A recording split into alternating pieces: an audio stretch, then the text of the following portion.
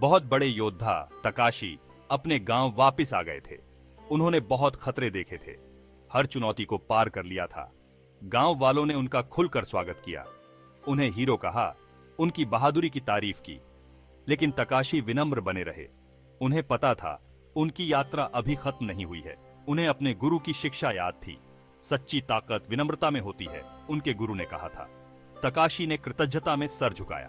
वो घर आ गए थे, आगे जो भी होगा उसके लिए तैयार थे। तकाशी ने एक पल की भी देर नहीं की।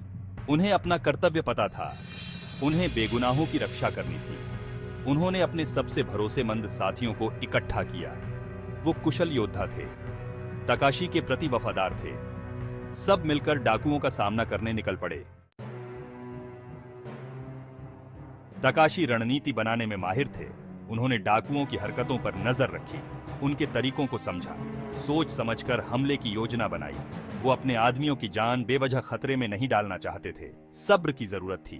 उन्होंने सही मौके का इंतजार किया।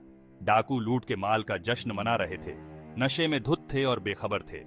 यही मौका था जिसका तकाशी को इंतजार था। उन्होंने और उनके आदमियों ने डाकुओं के अड्डे पर धावा बोल दिया। घमासान युद्ध हुआ। तकाशी बिजली की रफ्तार से लड़े। उनकी तलवारबाजी का कोई मुकाबला नहीं था। उन्होंने कुशलता और सटीकता से डाकुओं को हराया। उनके साथ ही बहादुरी से उनके साथ लड़े। उन्होंने साहस और अनुशासन दिखाया। जीत हमारी हुई। गांव वाले एक बार फिर सुरक्षित हैं। उन्होंने तकाशी का आभार व्यक्त किया, लेकिन तकाशी विनम्र बने रहे। वो जानते थे कि असली जीत अपने हुनर को अच्छाई के लिए इस्तेमाल करने में है। तकाशी अपने गांव लौट आए। उन्होंने अपने गुरु से मुलाकात की। उनके गुरु ने गर्व से मुस्कुराते हुए कहा, तुमने समुराई धर्म का पालन किया है।